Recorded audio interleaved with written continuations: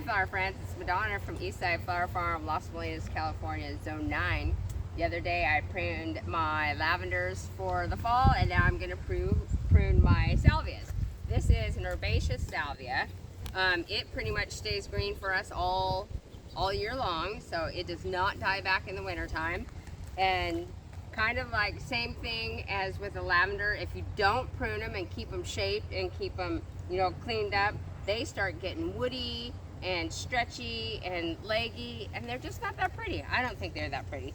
So there's always a debate of whether you should do it in the spring or whether you should do it in the fall. Personally, it doesn't matter. Be your own gardener. I do it in the fall because it's in my personal garden. I can't stand to see things not looking nice during the winter time. So if you're one of those ones that prune it in the spring, you got a few months left.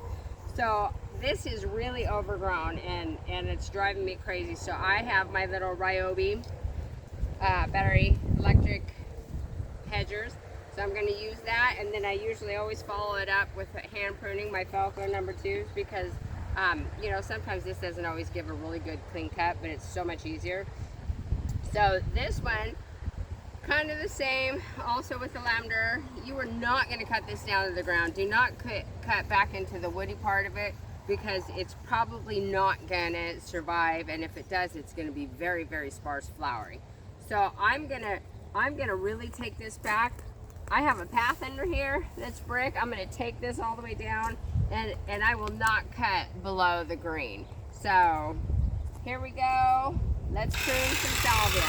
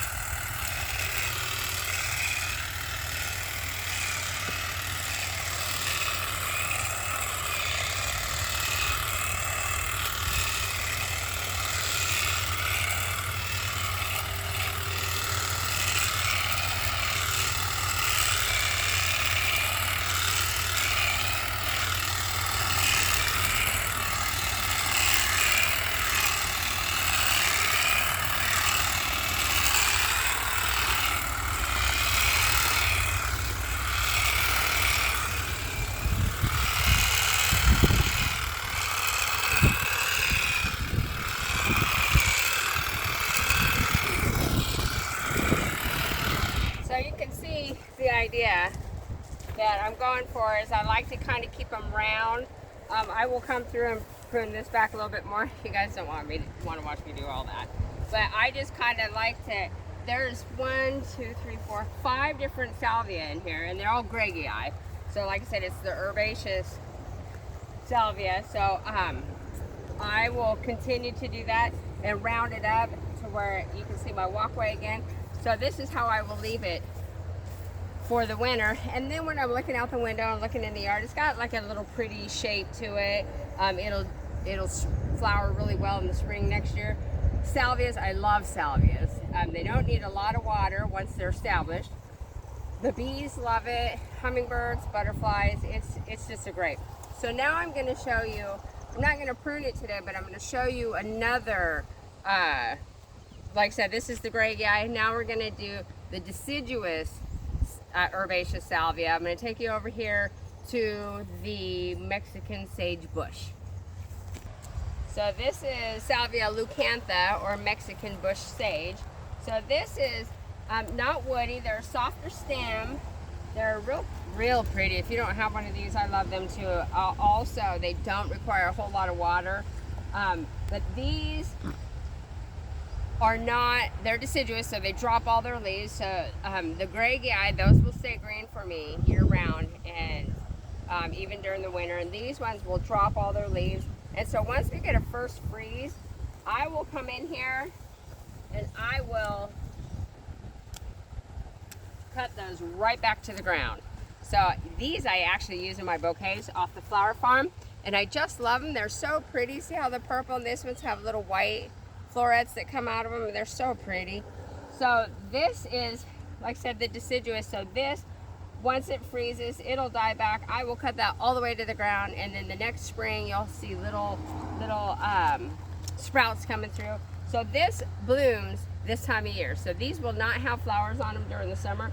That it'll be the green like this, and then it'll start pushing on its flowers once probably we start losing some daylight. So they are a fall flower, but they're beautiful, and the purple is gorgeous. And over here, if you want to walk over here, these ones have the little white florets. This one over here is still same type, is all purple, and I believe it's the Santa Barbara Mexican bush sage. So they're just gorgeous, and I love them in bouquets. So then there is a third type, which is Salvia nemorosa, and it gets little florets. Let's walk over here and see if we can find one. I might have one and I might not, but let's go over here and see if we do. So the third class of salvia is it gets rosettes on it. So I thought this was one of those. It's a nemorosa, but it's not. So let's pretend like it was. If you have the ones that's in the rosette, all you would do, the rosettes are really low to the ground, and they're also evergreen. And so you would just come in and clip it right above the rosette. So like I said, this is not that, but that's what you would do. Is if it looks like little, little plumes of flowers, and it'll be real low to the ground, you would just cut the stem off to the set of rosettes.